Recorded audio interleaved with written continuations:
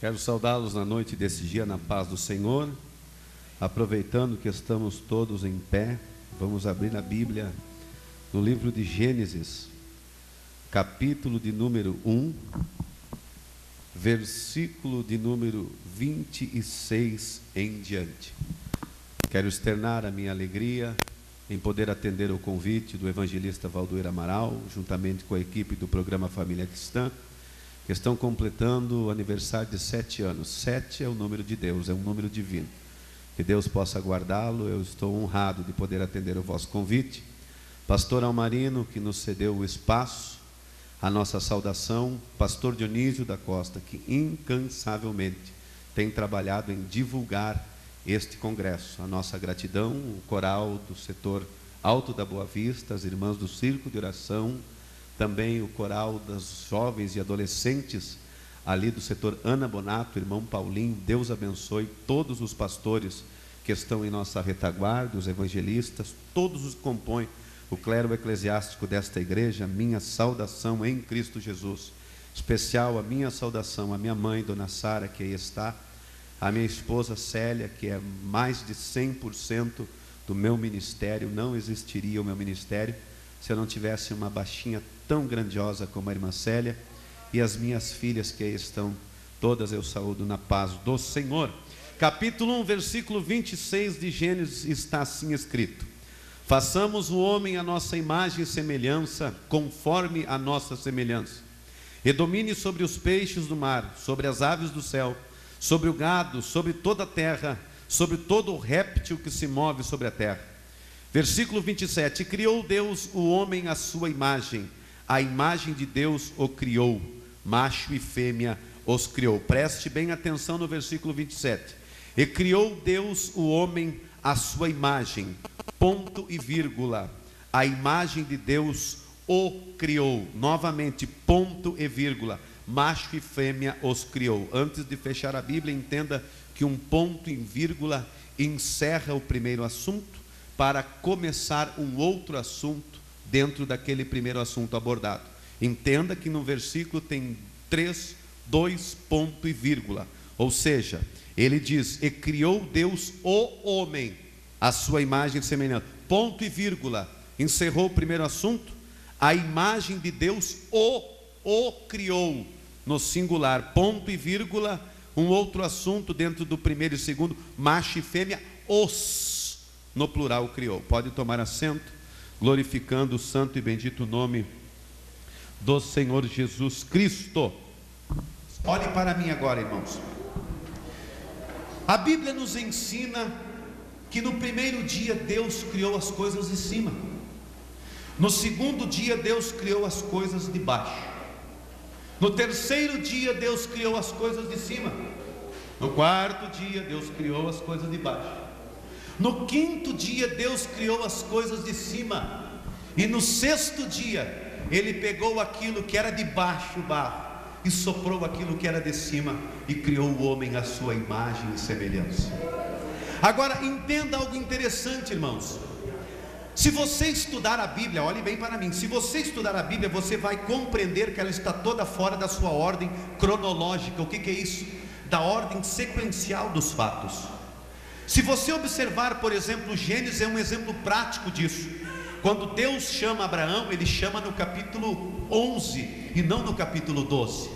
O que aconteceu no capítulo 12 foi antes do capítulo 11.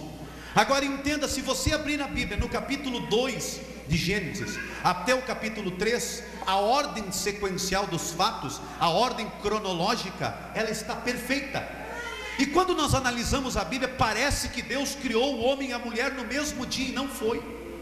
Deus primeiro criou o homem, e depois criou tudo que tinha, e aí depois que Ele organizou a vida do homem, aí então Ele criou a mulher. Preste atenção, se você puder abrir a Bíblia, irmãos, para você entender que é a Bíblia que diz isso e não o irmão Horácio. Capítulo 2 de Gênesis, versículo de número 7, diz assim, ó: e formou o Senhor Deus o homem do pó da terra, e soprou em seus narizes o fôlego de vida, e o homem foi feito alma vivente. Isso está no capítulo 2 e versículo 7.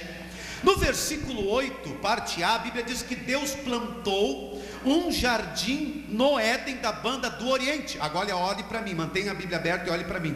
O Éden, se você estudar geografia bíblica, o Éden não é um jardim.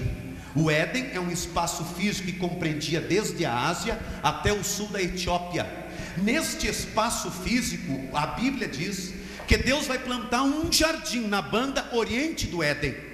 Ou seja, Ele está criando o primeiro lar. Ele está criando o lar para Adão habitar. Ele criou o homem, e o homem não tinha um lar. E a Bíblia diz que nesse espaço do Éden, Ele planta a banda Oriente um jardim e coloca Adão lá no jardim, dentro da sua casa, dentro do primeiro lar que a Bíblia cria. No versículo de número 9, parte A, diz que Ele vai fazer brotar no jardim árvore boa para comida. Preste atenção, a Bíblia diz que Deus vai encher a despensa do jardim, vai encher a despensa da casa do Adão. Nos versículos 10, 11, 12, 13 e 14, ele muda a geografia bíblica do Éden, fazendo com que os 4 rios, Gion, Pison, Eufrates e Edequel, passe pelo centro, pelo meio do jardim. Ele vai encanar o jardim e vai colocar água na casa do Adão. Agora observe algo interessante, irmãos.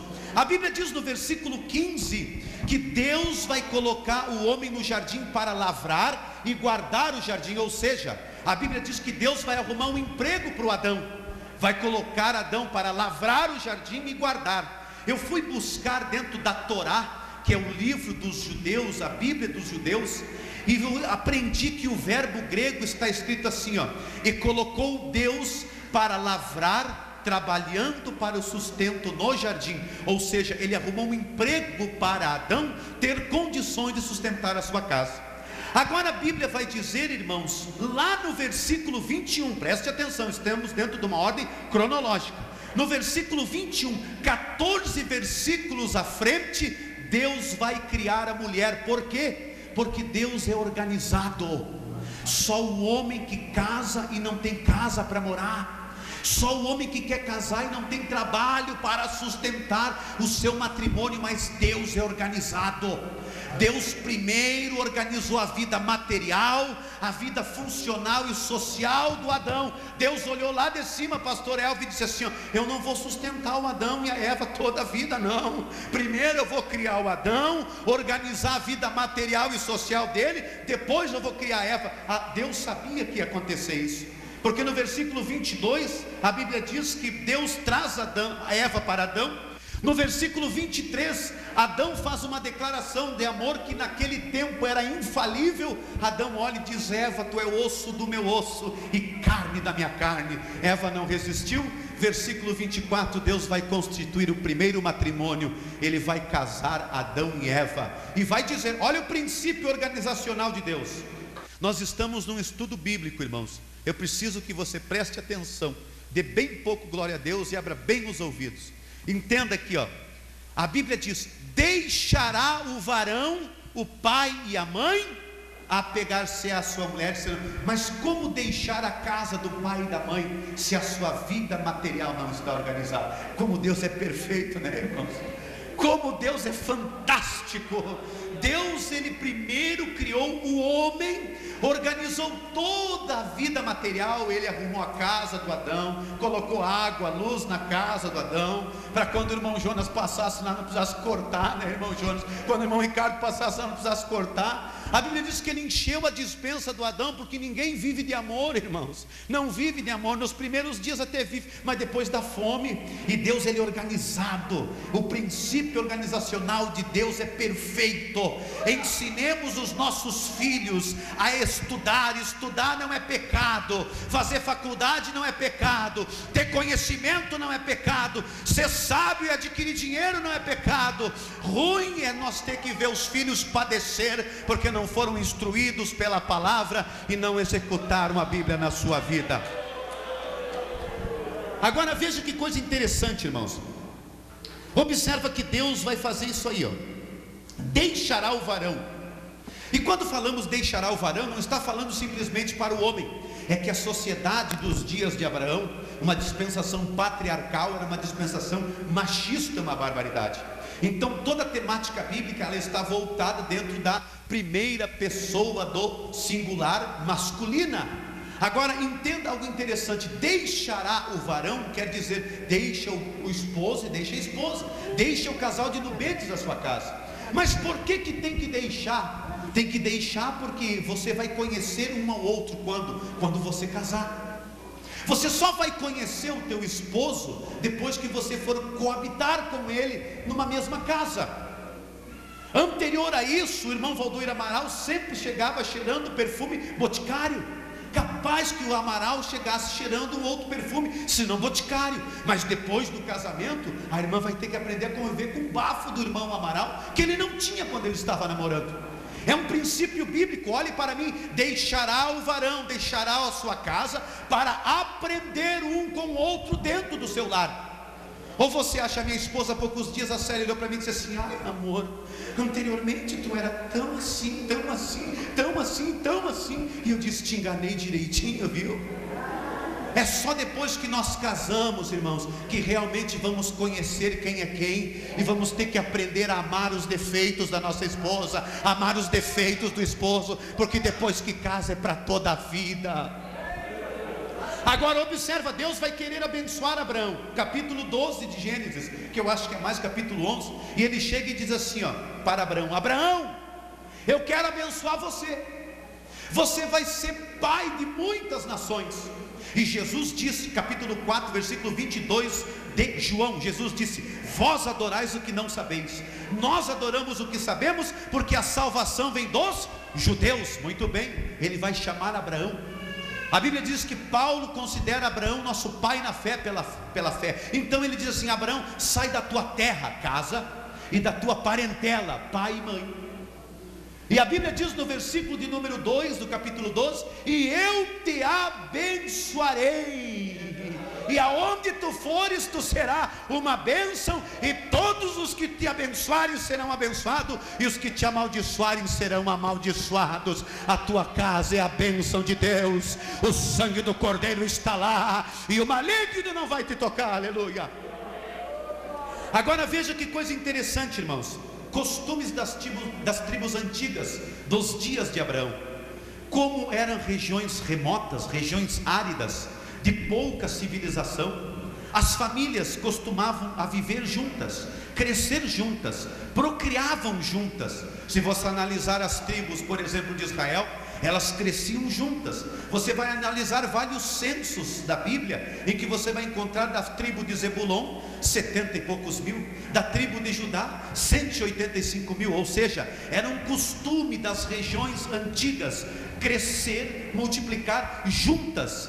Deus vai quebrar este costume para quê? Para abençoar a família, para se cumprir o princípio organizacional que Ele mesmo estipulou na criação do mundo. Ele vai dizer assim, ó: sai da tua terra e da tua parentela. Agora entenda, irmãos, a Bíblia diz que Deus faz com que Abraão saia da sua casa, e Abraão é homem de Deus. Todos nós sabemos que Abraão é homem de Deus. Mas todos os homens de Deus, com exceção de Cristo, eles também tiveram os seus erros e as suas falhas. Nós também temos. Agora entenda, a Bíblia diz que Abraão sai com Sara. E aqui eu quero entender, a Bíblia diz que Deus vai ensinar Sara a conhecer o seu esposo Abraão. Jamais Sara pensou que Abraão, sendo um homem de Deus, ele pudesse ter uma atitude egoísta. Mas chega uma certa fase do casamento em que geralmente o egoísmo ele permeia no seio do casal. Ou o esposo é mais beneficiado, ou a esposa é mais beneficiada. Um sempre sai prejudicado por causa deste egoísmo. E eu estou falando, irmãos, dentro de uma análise que fizemos, segundo Vida e Luz, mais de 89% dos casais cristãos estão vivendo de aparência, aparentam aquilo que não são. Agora você tira uma base por Abraão, você olha e diz assim: eita, o irmão é uma bênção, a irmã é uma bênção. Abraão é um homem de Deus. Mas se você abrir a Bíblia no capítulo 12, versículo 11, a Bíblia diz que Abraão vai ser egoísta com a sua esposa Sara. Ele vai olhar para Sara e dizer: Sara, minha amada esposa, nós vamos entrar no Egito, E entrando nós no Egito, olhando os egípcios para você, eles vão ver que você é uma mulher bonita, formosa. Sabendo eles que eu sou o seu esposo, eles vão me matar, minha esposa. Então você vai mentir para eles, você vai dizer para eles que eu sou o seu irmão, e então eles não vão me matar. Sara olha para Abraão e diz: muito bem, meu esposo amado, eu vou mentir e vou beneficiar você. Você vai ficar com vida. Eles não vão roubar a tua vida, mas e eu como é que fico? Você faz o que quiser de você. Se eles quiserem tomar você para eles, eles que tomem. Se eles quiserem levar você para o palácio do faraó, eles que levem. A Bíblia diz que Abraão não pensou na esposa, Abraão pensou no bem dele. Ele foi egoísta, um homem de Deus. Ninguém pode dizer que ele não era um homem de Deus, mas ele teve uma fraqueza, porque nós não somos perfeitos, mas temos que aprender com os nossos erros e colocar a nossa vida em dia, para que o nosso lar seja abençoado. Agora preste atenção, a Bíblia diz que Abraão era para proteger a sua esposa. E por que Abraão não protegeu, se ele era homem de Deus? Ora, para que nós hoje pudéssemos estudar a personalidade de Abraão e melhorar com ela. Agora a Bíblia diz que Deus vai assolar Faraó e toda a sua casa por causa de Sara. Que coisa feia! Aquilo que era para o esposo fazer, Deus teve que fazer. Mas Abraão aprendeu, a gente aprende? Não aprendeu. No capítulo 20 a Bíblia diz que Abraão vai entrar em Guirar. E quando ele entra em Guirar, ele diz assim: Sara, você vai ter que mentir de novo, porque eu não aprendi na primeira lição. Eu continuo sendo egoísta, tenho medo de morrer, mulher. Mas e eu, meu velho, como é que eu fico? Vocês vão levar para lá, seja o que for. Ora a Deus, eu vou orar também. Pode ser que Deus te proteja, Deus que eu fique com vida. Você está pensando só em você, irmão? Como é que está o teu matrimônio? Você está pensando só em você, irmã? Será que vocês são um casal, uma só carne? Ou tem alguém que está puxando mais para o outro lado?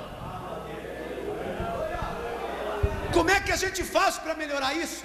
Conversa. Está tão difícil hoje em dia um casal olhar um no olho do outro e perguntar: o que eu deixei de fazer?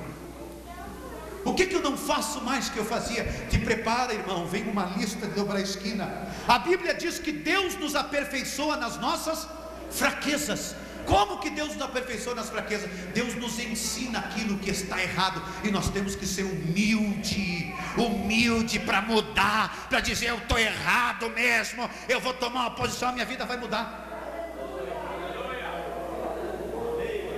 Existe um ditado pagão, eu não gosto disso, mas diz: dois bicudos não se beijam. Você já pediu perdão para tua esposa?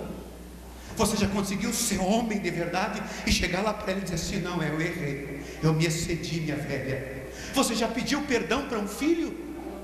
Já você conseguiu pedir perdão para um filho? Quando a gente não consegue, há poucos dias, pastor, eu estou estudando a minha Bíblia. As crianças estão correndo de casa, eu tenho 5, as 2 mais velhas já estão mais cientes do mundo, mas as pequenininhas elas correm, elas quebram tudo. A Sara cruzou correndo, a Miriam cruzou por baixo da mesa, e a Rebeca de atrás levando Bíblia, mesa, toalha, tudo. O paizão que estava estudando a Bíblia, ele levantou, agarrou uma chinela, a primeira que ele alcançou foi quem? A Miriam. E com ele: não faz isso. Sentei, juntei a Bíblia. Quando eu abri a Bíblia, o Espírito de Deus disse assim: você pecou, seu brutamonte. Vai lá pedir perdão para aquela criança que tem 3 anos de idade. Eu endureci meu coração. Antes que eu fosse, a Miriamzinha sai do quartinho, entra no meio das minhas pernas, balança a minha barriga, me olha nos olhos assim: ó, perdoa eu, pai, eu te amo. O Espírito de Deus me disse: se tu não for como uma destas crianças, tu jamais herdará o reino dos céus. Antes de você deitar esta noite, coloque a tua esposa no colo, coloque o esposo no colo, sente, ajeite o que está errado, e a tua vida vai ser uma bênção. Eu não pensei que eu fosse ouvir isso na igreja. Você quer ouvir aonde? Isso no centro de Macumba? É um programa de família cristã, é um estudo cristão. O diabo, a primeira coisa que ele fez lá no Éden, ele entrou no meio do casal, no meio da família, para tentar destruir a família. Mas o sangue de Cristo tem poder. O sangue de Cristo está no teu casamento, na tua vida. Levante as mãos para os céus por um minuto. Glorifique o nome do teu Deus. Diga: eu e a minha casa serviremos ao Senhor. Entenda, irmãos, isso é complicado. Nabal, você já estudou a vida de Nabal, irmãos? Tenta abrir comigo para ser rapidinho, lá em 1 Samuel capítulo 25. Nabal no hebraico quer dizer tolo. Olha aquele marido, olha o nome dele, tolo. Olha as características de Nabal, olha o contraste daquele casamento. Por isso, ora, irmãzinha, ora, jovem, ora. Faz que nem Isaac. Isaac, enquanto Eliezer foi buscar a namorada, mulher, esposa, Rebeca para ele, a Bíblia diz que Isaac estava orando no campo para ver se estava na direção de Deus. A pobrezinha da Abigail não vigiou.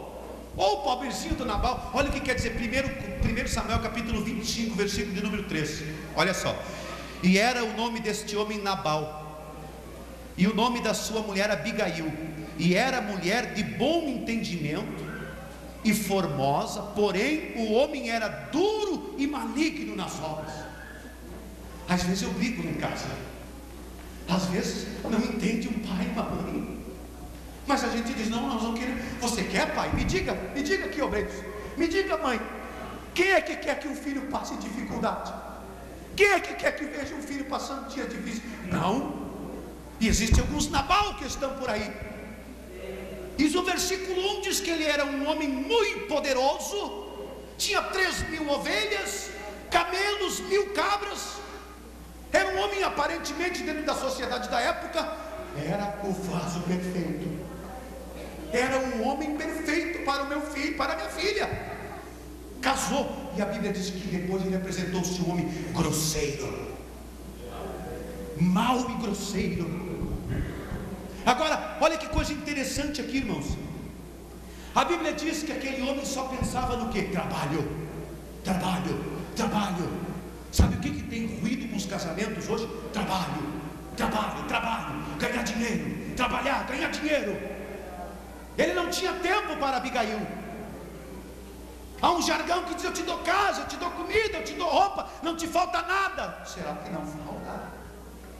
Será que não falta? Será que às vezes uma atenção, um abraço, às vezes fala mais que muitas palavras? Sentar para conversar com o outro. Estamos falando de algo que permeia no seio da igreja, irmãos. Estamos falando de algo que está ruindo com as famílias da igreja do arrebatamento. Estamos viajando por aí, e todos os lugares por onde passamos, o choro é o mesmo. Agora, observe algo interessante aqui. A Bíblia diz, irmãos, que ele era avarento. Avarento.